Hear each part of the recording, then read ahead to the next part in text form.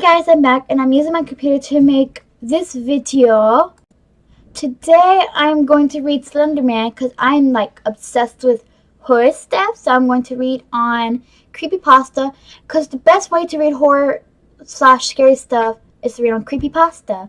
So, example, I want to read Black Eyed Kids, so I put Black Eyed Kids, and as you can see, they give you a list on the web, and then you just press, the creepypasta, and then whatever your ghost name, whatever name is. So let's just get started. So alright, I got it prepared, so let's just get to it. Alright, the Slender Man. The Slender Man is an alleged paranormal figure purported to have been in existence for centuries, covering a large geographic area. Believers in the Slender Man tie his appearances in with many other legends around the world, including Fear Dub, or the Dark Man. In Scotland, the Dutch Tekken Man, which means branch man, and the German legend of Der Grove Man, or Der Grosse Man, which means the tall man. So that they just give an introduction about the Slender Man.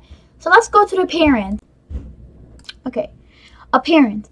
The Slender Man is a being, male in appearance, who looks like a man with extremely long, slender arms and legs. He also appears to have 4 to 8 long black tentacles that protrude from his back, though different photographs and enthusiasts disagree on this fact, and therefore it is theorized he can contract these tentacles at will.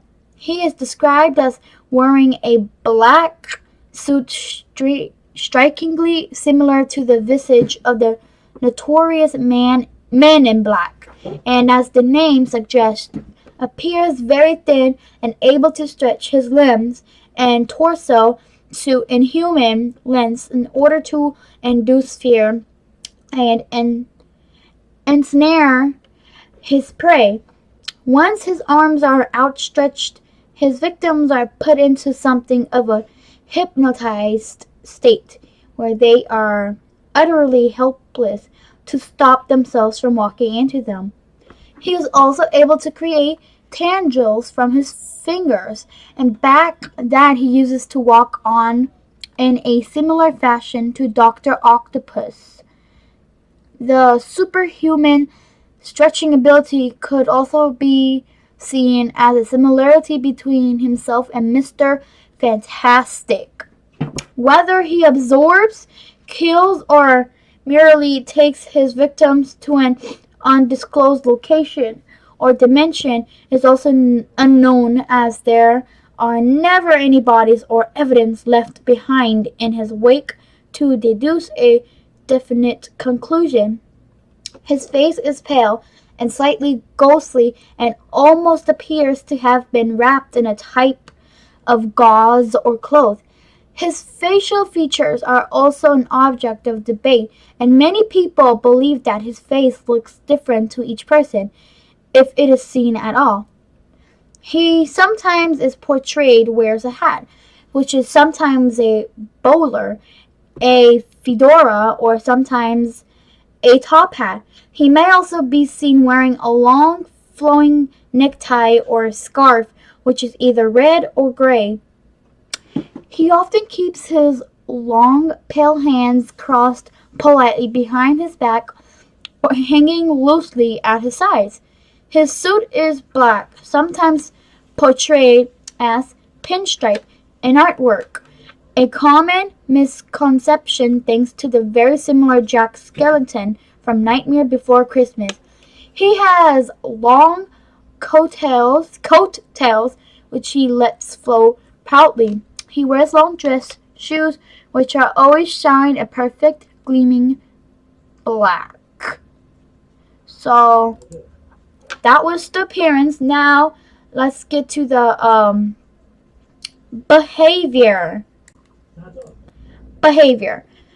Much of the fascination with Slender Man is rooted in the overall aura of mystery that he is wrapped in, despite the fact that it is rumored he kills children almost exclusively, it is difficult to say whether or not his only objective is slaughter.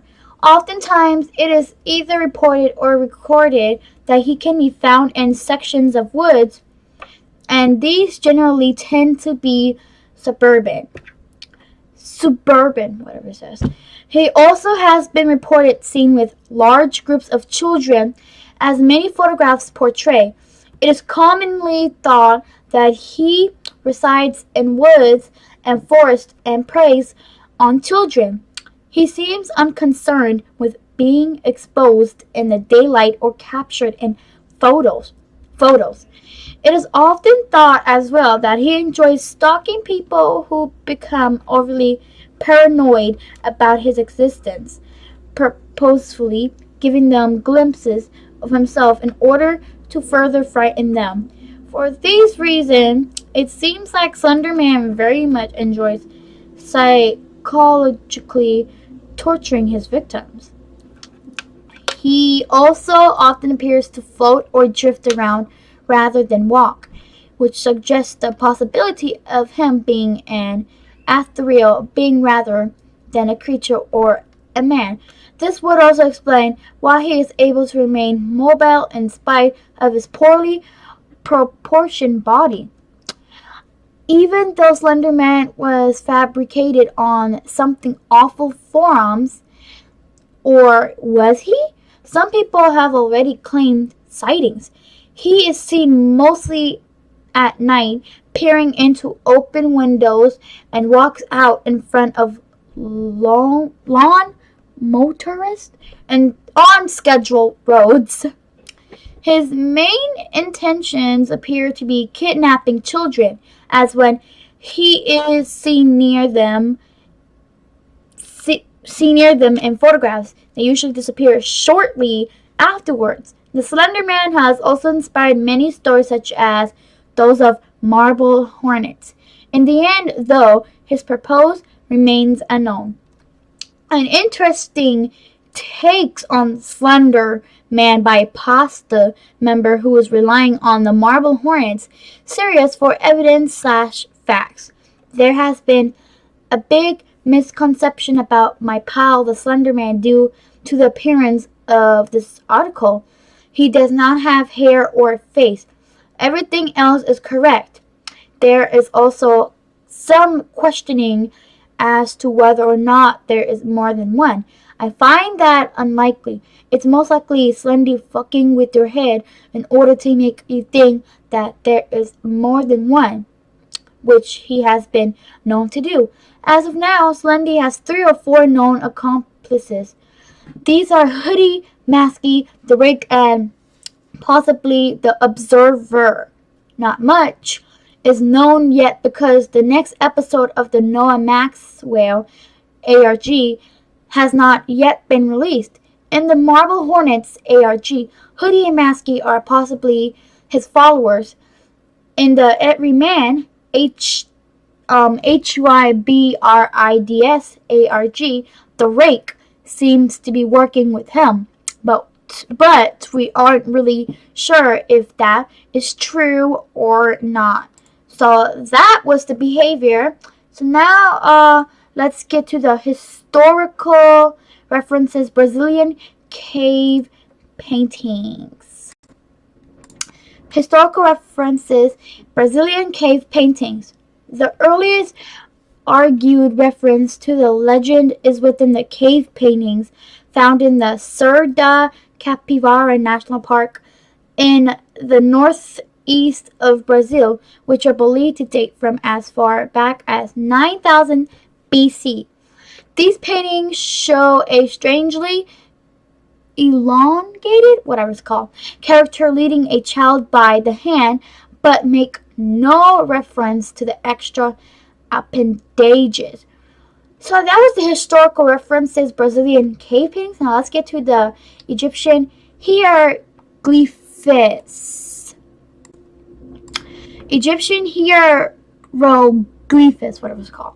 The next known possible reference to the Slender Man comes from around 3100 BC in Lower Egypt, with references to the thief of the gods or the thief of Cook, becoming commonplace during the reign of Pharaoh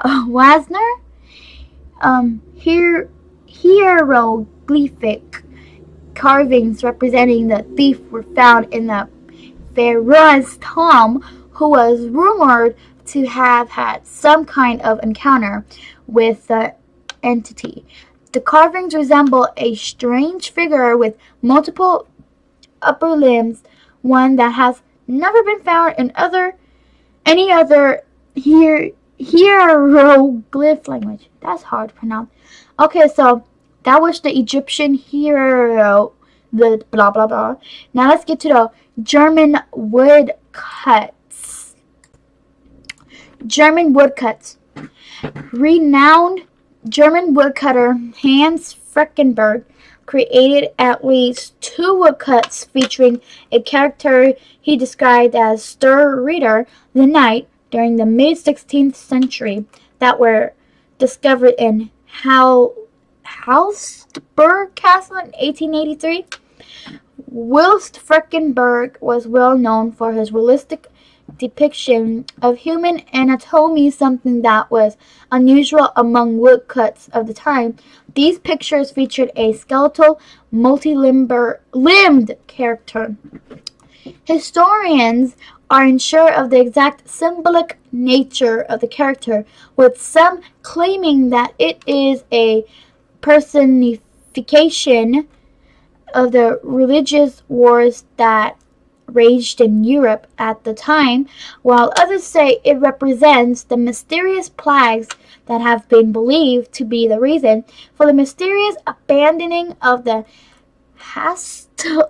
Hastelberg Castle and the nearby village in 1543.